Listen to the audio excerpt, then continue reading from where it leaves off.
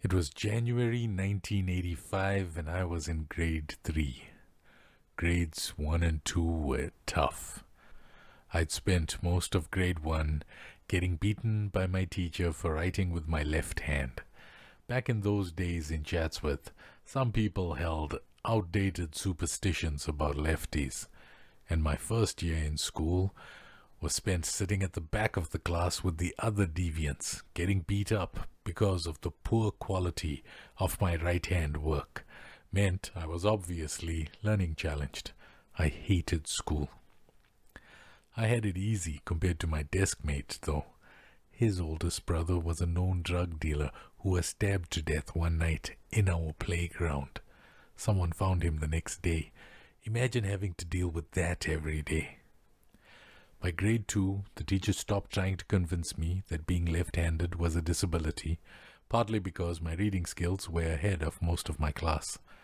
However, that problem was replaced with my grade 7 tormentor, who'd go out of his way, like it was his job, to pick on me.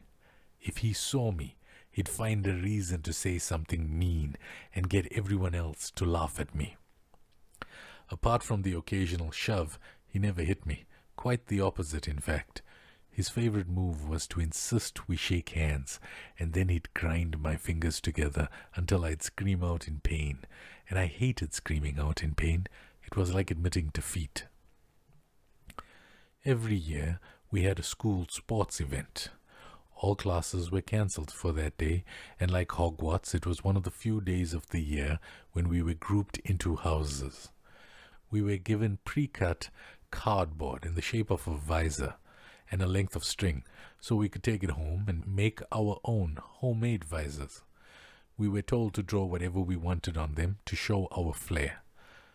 The literal last thing I wanted to do was stand out, but my dad had other ideas. He brought out crepe paper and ribbon, and by the end of the night, he had created 2 dramatic masterpiece hats. One green for my brother and one blue for me. My house was Pluto. Next day, I stood out like a blue zit. As luck would have it, my bully motherfucker was in the same house as me. He relieved me of my father's hard work by 9 a.m. Honestly, I felt ambivalent about being bullied that day. He could have the hat. But that was grade 2. I was no longer in the baby grades. I was in grade 3, and we weren't easy pickings for bullies anymore. Bullies prey on the weakest, and we weren't the weakest anymore. Being an older primary kid, we were expected to shepherd the younger kids, but there was this one. He stood out. I can't remember any detail about him except that for some reason 8-year-old me didn't like him. Every time I'd see him at lunch, I'd block his path, just enough to upset him.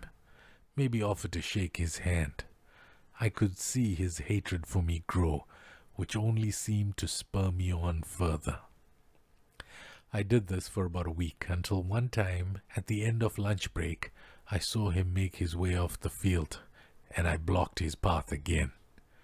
He must have had a bad day, because he started crying, and I saw a look of total helplessness in his eyes. I immediately stopped, apologized, and got the fuck out of there. That was the first time I felt true shame for my own actions. I don't remember anything about him except how I felt being his bully. I didn't like it. Over my life, I have remembered that experience with shame.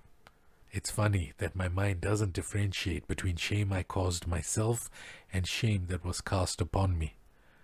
I'm eternally sorry for bullying that kid, but it did lead me to a hobby of mine that I've become really efficient at. Finding other bullies and punishing them.